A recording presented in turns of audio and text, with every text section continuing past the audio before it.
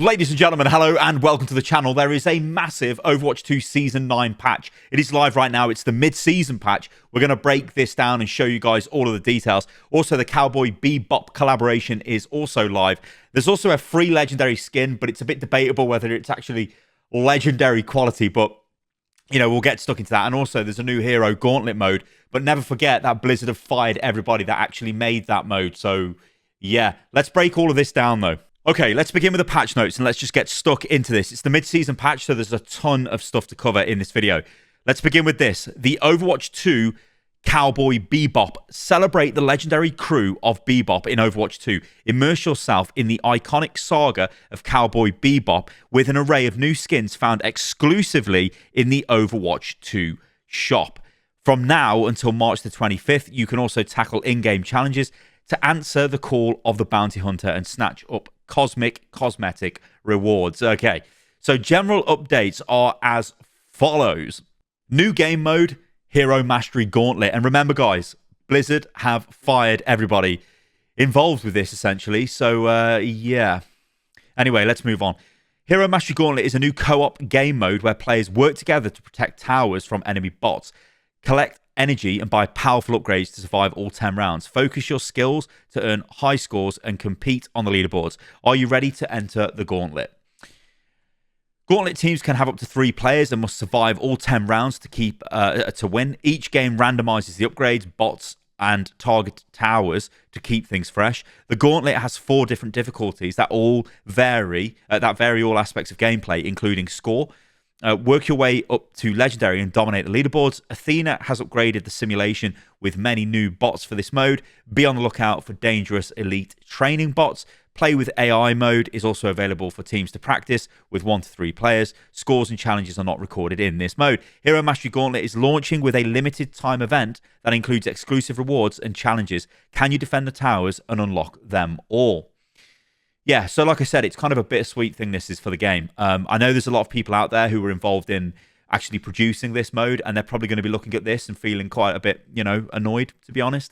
But yeah, at least their work is out into the game, and, you know, players get to check it out. Now, I mean, for me personally, I've never really been a fan of the Gauntlets. I know that, you know, the Hero Mastery modes, well, I say of Gauntlet, I've not played Gauntlet, but of Hero Mastery mode specifically, it's okay. But me personally, I'd rather just play the game. So I don't know. But I know people do like it, and obviously they put effort into making these modes. But like I said, the devs who made this have been fired. So will we get any more? Probably not. So let's move on to some hero updates and projectile size, role passives, and other hero updates before we get stuck into the specific hero updates. So this is where we begin. Developer comments. This patch is focused on fine-tuning some of the systemic hero changes made in Season 9. In addition, we're adjusting individual abilities to make them feel more impactful due to heroes having larger health pools. Projectile size updates. So, global projectile size modifier for travel time projectiles with a spread greater than 50 meters per second, reduced from 0.1 to 0.075 meters. Now, you might remember Aaron Keller did tease this change in the blog post from last week. Anyway, the dev comments are, we are decreasing the size of the fastest travel time projectiles because it reduces the frequency of these projectiles failing to headshot due to hitting the enemy's chest hit volume first. That's interesting. Roll passive updates. Heal reduction applied by the damage roll passive lowered from 20 to 15%. Again, Aaron also spoke about this last week. The dev comments are, the damage roll passive reduces the potency of in-combat healing and helps equalize the effectiveness burst between the effectiveness burst and damage over time. The effectiveness of burst between whatever. I'm literally losing my mind. Did I read that correctly? Hang on, let me read that again. The damage roll passive reduces the potency of in-combat healing and helps equalize the effectiveness between burst and damage over time. It does make sense. I lost my mind. Nevertheless, we are going to experiment with a lower value to relieve some of the pressure on the tank and support roles. We'll be keeping a close eye on this change, and we want the healing reduction to still be noticeable. Yeah, okay. Other hero updates added a new UI element above players' first-person health bar to show all active healing status effects.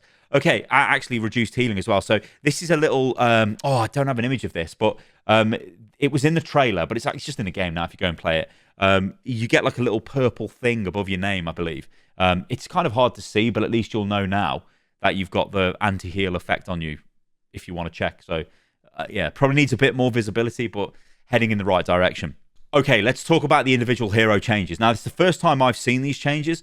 And yeah, let's just break them down and react to what this could mean for the game. So Doomfist, well, it's the first time I've seen some of these changes because Aaron obviously spoke about a couple of them last week. So this one, Meteor Strike for Doomfist, minimum damage increase from 15 to 50. Yeah, we knew this was coming, and this is basically designed to make Doomfist be a bit more offensive with his ultimate rather than using it as just a defensive getaway. Now, obviously, when you use the ultimate and you land, you've got a fully charged fist, so you can just go straight into the enemy. This, though, is saying, like, why don't you just drop on a squishy and then smash them with your fist, you know? Like, I don't know, it's just promoting more aggressive play.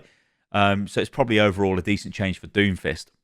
Now, Mauga is the next one. And, yeah, so developer comments here are, we're changing Cardiac Overdrive to make it more forgiving when used yourself, especially when Mauga is low health. So Overrun, stomp damage increase from 45 to 60. Again, promoting you to just go in and attack the enemy, run into them and stamp on them. You'll do more damage.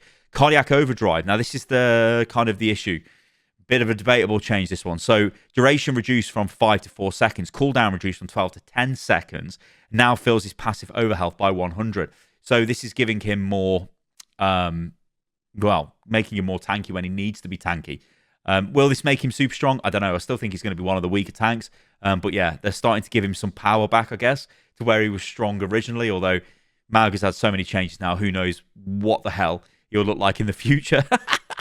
Next up is Orisa, and Terror Surge gets changed. So the charge rate for the first 2.5 seconds increased by 25%. Ramattra is up next, and this one is mental. Like, Ravenous Vortex was like low-key pretty good anyway. But now, this is a giga buff to Ravenous Vortex, honestly. So total damage is increased from 45 to 70. That is a huge increase.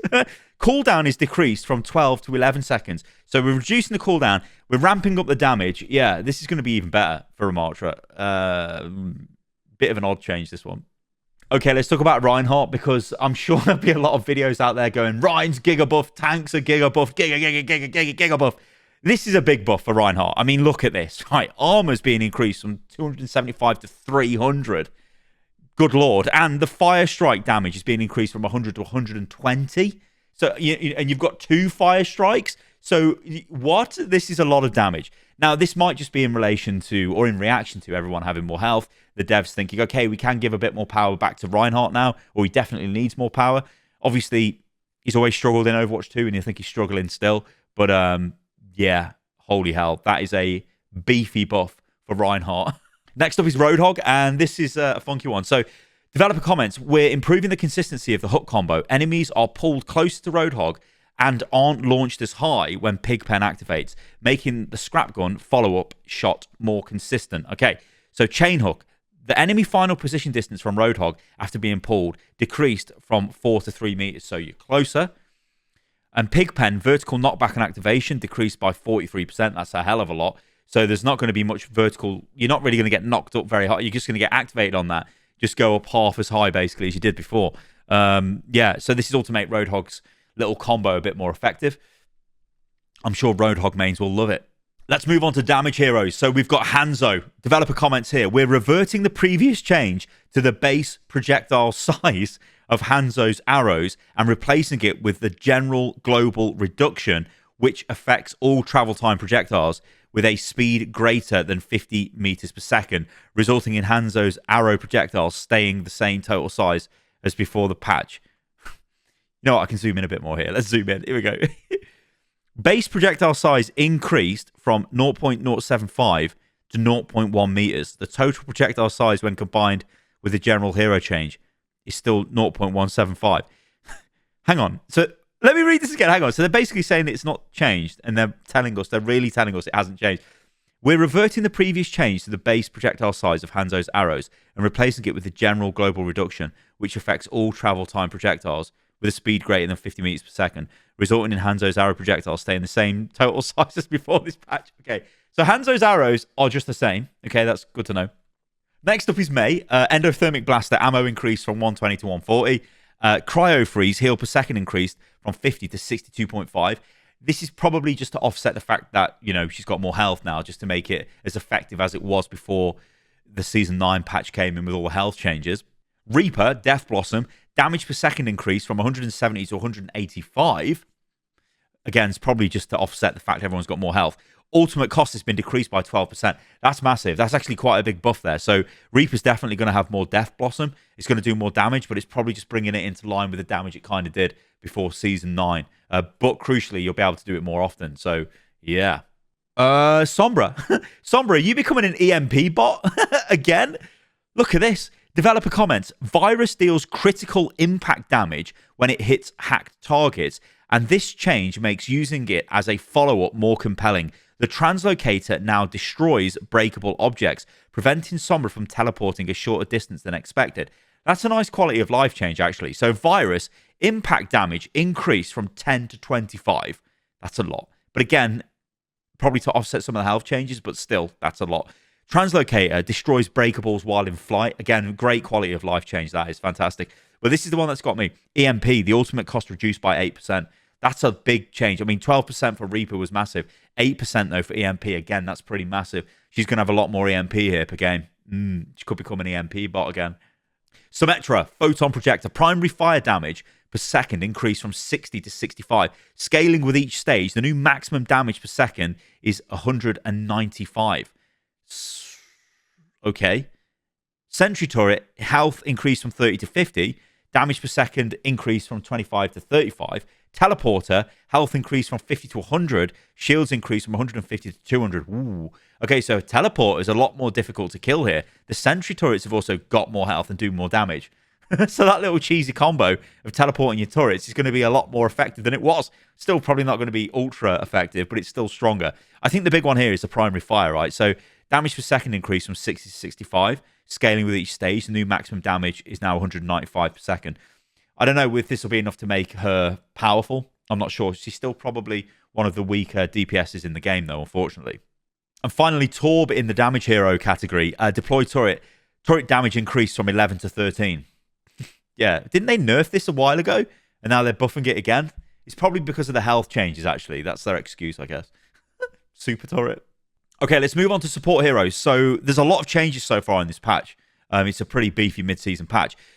Support, though, Anna. So we knew this was coming, and this is the Bionade, the explosion damage, and the healing going up from 60 to 90. We knew this was coming, and the idea behind this is to give her more survivability against DPS that are harassing her, and also give her like that little bit more burst healing back to offset the increased, the fact that there's a damage passive in the game now, which reduces healing as well, most likely. But yeah, this is a pretty nice buff to Anna, I think, and I don't want to say it's it's going to make her OP, but it's a hell of a buff. I mean, 60 to 90, that's an extra 30. That's a big, big buff. Remember, this is damage and both healing as well. So talking of big buffs, this one could be one of the biggest buffs in this patch, honestly. And I'm not going over the top here. So Brig, repair pack cooldown reduced from 6 to 5 seconds. Cost reduced by 8%. So an 8% reduction on the cost of rally. Repair pack, though, cooldown reduced from 6 to 5 seconds. I think that is massive. I actually think that is massive. Like, it's only 1 second per, cooldown reduced by 1 second, but that is a big, big change there for Brig. And also, as well, Rally, having that more often, yeah, it's a decent ultimate, but I think repair pack's the news there. Brig is going to be pretty good. Illari, right, so she gets buffed, and she's been a hero. I love this hero when she came out. I played her to death. In fact, I just exclusively played her in the season that she came out. But then she went trashed here. And the problem is because she can't really heal without putting herself in a dangerous position. And she doesn't really want to be in that position to do damage. You know what I'm saying? She wants to be further back. Big problem. Obviously, a lot of things got nerfed and buffed with her. But this is what the devs have done now. So their comments are, we're adjusting the firing cadence of Solar Rifle, making it responsive to use and increasing the damage per second, but not the burst damage. So Solar Rifle primary fire recovery time reduced from 0.3 to 0.2 seconds. Maximum charge time reduced from 0.7 to 0.65 seconds. It's basically a more fluid primary fire.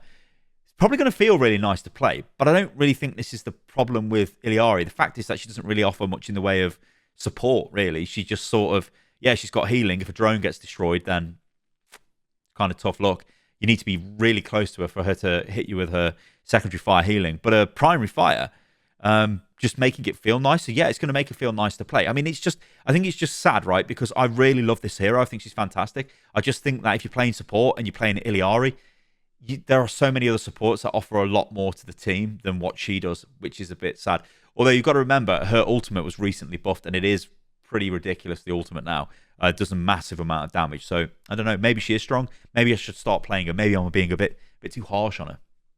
Next up is Lifeweaver, and the dev comments are, we're increasing the burst potential of the Heal Blossom to reinforce Lifeweaver's role as a high healing throughput support. The heal per second is roughly the same as before, but individual Heal Blossoms can be charged further. So, right, let's just remember that. His healing is effectively the same as it was before, but he can have a bigger burst heal. That's the critical thing here. So, maximum heal amount increased from 70 to 80, so that's 10 extra healing. But the maximum charge time has also increased by 0.15 seconds. So, in theory, he charges slower, but to a higher amount. Well, that's not theory, that's just fact. So that means if he's got a fully charged heal, it's going to heal you for 80. That's way better than 70, and the penalty for that is 0.15 seconds in the charge. I think this is actually way better. Like, I think as a Lifeweaver player, you would definitely want to have a bigger initial charge. So this is going to like almost promote you to be there with your fully charged heal ready to go. So I think this actually is a pretty good change to Lifeweaver. It's still an interesting one because they were trying to reduce healing, and now they're saying, no, Lifeweaver, he's a high throughput healer, so we're going to increase his healing. So it's kind of, I don't know, mixed messages in some ways, but yeah, it's a thing that's in the game.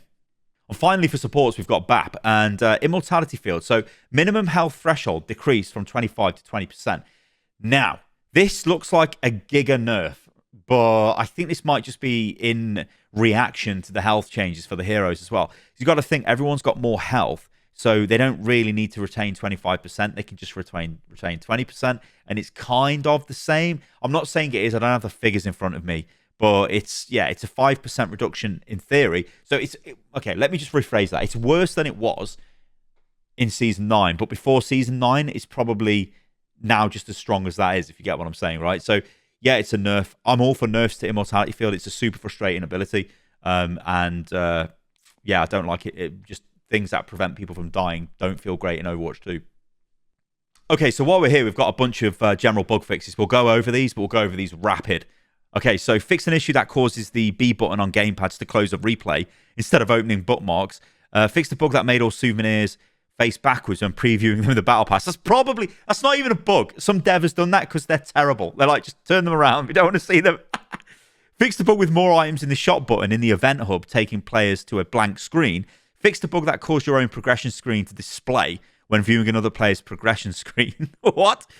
Fix the display issue that sometimes caused the rank update progress bar to display incorrect values. Fix an issue that prevented the ring dot reticule from displaying correct for all heroes. Fix an issue that prevented you from opening the options menu while in a deathmatch game. Fix the bug in Mastery Heroes that could cause jump pads to be disabled for players. Leaves now correctly count as a loss during competitive placement matches. Oh. What did they count as before? Could you just leave every game? Could you, ladies and gentlemen, could you just leave every game and they just count as a draw? Did they count as a win? I don't know. If they counted as a win, are you telling me I could have just left all my placement games? Hero Mastery fixed the bug that gave Echo full ultimate charge after restarting a run. Okay, these are map bug fixes. So they fixed some spots where lighting was incorrect on Junkertown. King's Row fixed an area of the map that allowed players to escape the playable space. Oh dear. Yeah, on King's Row as well, like the oldest map. Come on, Blizz, what the hell? Haven't you made that map watertight yet? Fix some areas of... this is Symmetra. Fix some areas that allowed Torb's turret to almost fully obfuscate by the environment so you could hide it in the bloody walls. Good God. Heroes, we've got fixed a bug that caused the DPS passive to not be applied by Symmetra, Torb turrets, Riptire, and Bob. Oh, I thought this was applied by those. It wasn't, but it is now. And Lifeweaver fixed, I don't know what I'm coughing, fixed an interaction with Tree of Life and Mauga that could launch Cage Fight into the sky. Are you joking me? Could you put the tree underneath the cage and it fired it into the sky? Fixed a specific instance that allowed Life Grip to pull allies to their death. Okay, so I worked out why I wasn't zoomed in properly on the patch notes pages, because I zoomed out on this page to make this page look better, because obviously I didn't want this to be zoomed in like that because it was cut off. Anyway, I just wanted to go over this. So this is the test your teamwork in Hero Mastery Gauntlet. And basically, yeah, this is what it is. So gather your teammates and jump into the Gauntlet today. Hero Mastery Gauntlet is an all-new 3-player cooperative game mode with tower defense style gameplay. Your objective is to protect 3 towers from 10 rounds of enemy training bot attacks, purchase powerful upgrades, and collect emblems along the way to boost your score. Fight to survive. Gather your friends to form a squad of 3 players and play in a unique tower defense game mode. Firstly, choose any hero from the entire roster, then face 10 waves of training bots ranging from the simple attack bot to the deadly sniper bot, along with explosive bolts that will rush the towers. There are 4 levels of difficulty to pick from, ranging from the casual co-op fan to the ultimate survival squad. You can also queue up with trained AI to learn the ropes before competing with teammates. Upgrade your towers as you progress through the course. Pick up any of the 14 different upgrades for your towers' defenses. You can acquire new upgrades when you obtain energy by defeating the attack bots throughout the course. Upgrades can include the ability to repair your towers or activate turrets that can help defend your towers. What upgrades you encounter are randomized, making every game unique. See, this does sound quite fun, actually. Maximize your score. Build your score to earn bonuses when you can keep your towers standing and or undamaged. How many bots you can eliminate and how well you can land critical hits or support your team will determine how high you can score. Conquer the Gauntlet and secure your place in the top 500 leaderboards. Yeah, that's something I will never do on any top 500 leaderboard. New limited time event. To celebrate the launch of Hero Mastery Gauntlet, log in and play now through March the 28th in a limited time event with all new challenges and rewards to earn. Collect new victory poses, battle pass XP bonuses, a souvenir, a weapon charm, and a new title for the Ultimate Hero Mastery Gauntlet challenges. Come back whenever you want to hone your skills with your favorite new heroes. Okay, so that's basically this new mode. I think it sounds pretty cool on paper. I'm definitely going to check this out.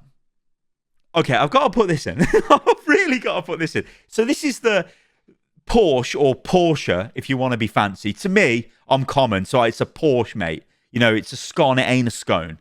It's Porsche, mate. It's not Porsche. But technically, it is Porsche. Anyway, Porsche to me. So, rev up in Overwatch 2 with a Porsche-inspired legendary Diva skin and more. I was like, what the actual hell? But what made me laugh about this, right? It's like marketing gone mad. Because I know what they've done here. They've basically gone, yes, we need to get Overwatch back into the modern zeitgeist. And the way to do this is to, what's a luxury modern brand? Oh, that's forward-thinking and futuristic. Oh, maybe it's Porsche or Porsche. Yes, let's go for this. Let's push this. Says the, 40s, late 50s something executive who's gagging for a Porsche. It's very odd. Now, don't get me wrong. There'll be Porsche fans that play Overwatch. I like Porsches. I like GT3 RSs. I think they're sick cars, right? But surely like Lambo or something would be more exciting. You know what I mean? Yeah, I just think this is some marketing executive's wet dream gone real. Right? But I'll just read this because it makes me laugh. This collaboration, I'm going to read it in a stupid voice as well. This collaboration will feature multiple new cosmetics and 2 new legendary skins, with the Diva skin unveiled today. Diva is not only incredibly cool, but with her mech's functional and immediately identifiable design, she felt like the perfect hero to kick off Overwatch 2's next collaboration. And as a character in universe, her love for engineering and constantly improving Toki connected her right away with the attention to detail and care of Porsche. We know you'll love her new skin as much as we do. That sounds like literally the marketing deck that they sent to Porsche. You know what I mean? This is just, I don't know, this is very random as hell.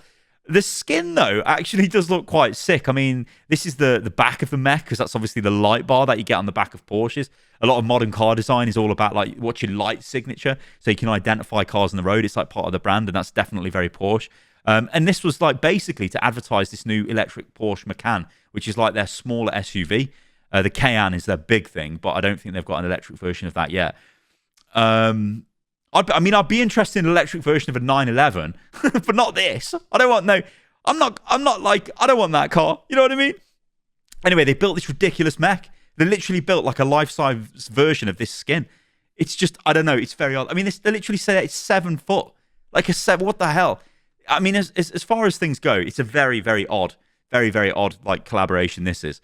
But I think what they're thinking is try and make the game more relevant in wider pop culture. Let's partner with Porsche. I don't know. It's odd. You guys let me know what you think about this in the comments below. Okay, so we're going to take a look at the Cowboy Bebop skins in a moment. But the first thing I want to show you is this. So you do actually get a free skin. And they say it's a legendary skin, but it's not legendary. Right. Watch this stray dog strut when you unlock the Iron Wrecking Ball legendary skin. Complete in-game challenges to get your paws on it today. And we'll watch a little video. So, yeah, it's basically Hammond. In case you don't know anything about the anime. I don't, right? But it's basically Hammond as a corgi. And, yeah. And Sombra is also dressed up as one of the characters from Cowboy Bebop. And that walk she was doing is something that character does. Yeah, like I've not watched the anime. Everyone keeps telling me to watch it, so I might watch it because I'm literally running out of things to watch. On the TV, there's no good series out. I need something to watch. So maybe I will go back to 1998 and watch this. But yeah, I don't think this Hammond skin is necessarily legendary. It just looks like there's a model change to Hammond himself, but the rest of the mech is, I mean, it's epic, right? Based on the old system, you'd just say this is an epic skin. It's got a few texture changes to Hammond's face. Well, I suppose there is model changes to him as well. His ears look a bit different, but that might be texture wizardry. Anyway, let's go and take a look at the skins themselves and see how much they cost. Okay, so when you fire up the game, you'll get met with this, the Cowboy Bebop thing. I don't know what this color is, right? But that color really mangles my eyes. I might just be blind, but it's like a really horrible, like red. I don't know. It's like a horrible color that is. I hate that color. I know my Stylosa color is quite similar to it, but it's not. Like, it's more matte, my color is, I guess. But yeah, so basically this is what you're faced with, right? So you've got new challenges, right? Complete challenges and then the rewards are coveted by Space Cowboys. Yeah. Which is this, basically, right? So complete event challenges, you'll get that. Limited time collab. So the legendary crew of Bebop return, get exclusive skins featuring Cassidy as Spike Spiegel, who I believe is the main character, Ash as Faye Valentine, Mauga as Jet Black, and Sombra as Ed. Now, I just literally looked at what the reaction was online, and everyone loves the Mauga skin. The Ash skin, they like it. This, though, they're like, why hasn't he got his hat on? But he doesn't have his hat on in the anime. So Spike looks like this most of the time in the anime. And I think sometimes with anime hair, it looks a bit weird when it gets put into like a 3D model. But still, I think Spike had a... I mean, they even... okay, so for me as like a complete... Like, I don't know anything about Cowboy Bebop, only basically what I've learned since Overwatch announced the collaboration, is when I watched their rendition of the intro to the anime, they actually put a hat on Cassidy. So you would think, oh, he's just going to have a hat. And Spike did have that white hat in the anime, but I don't think he wore it all the time. You guys know more than me in the comments below. So it's just a bit odd. Because also, does that still look like Cassidy? What's he going to do with his... Can you do his, like, you know, his emotes where he touches his hat? Anyway, yeah, there's a load of this crap as well, name cards and whatever. So first thing it wants us to do is open the shop. So let's do it. Let's do it. Okay, Blitz, let's go.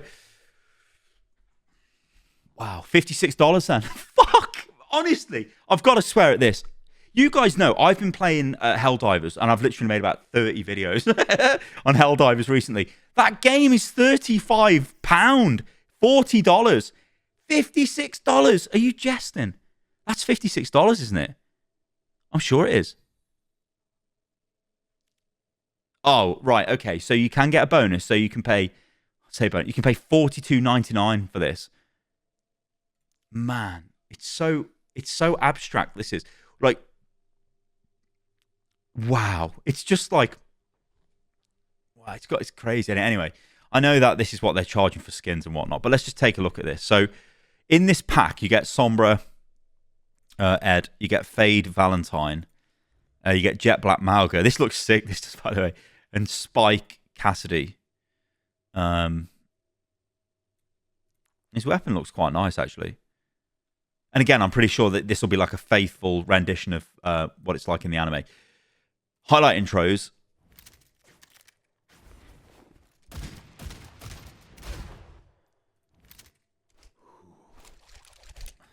And I'm sure these are probably, and they've got to be inspired by the anime, so it wouldn't just be in here. Yeah, I'm sure this walk is.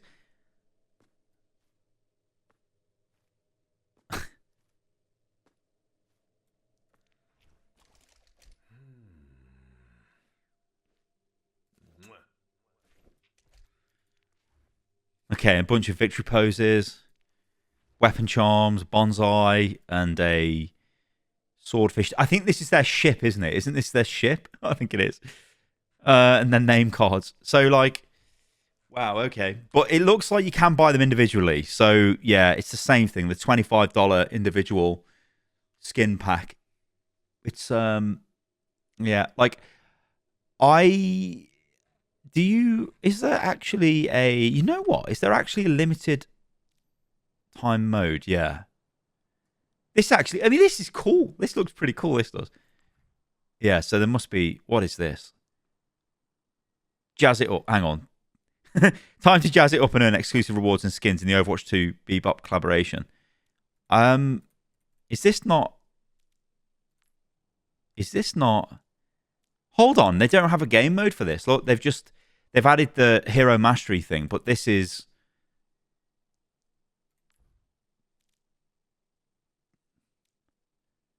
Yeah, I don't think there's a mode, is there? Yeah, this is just like do general things in the game. Okay.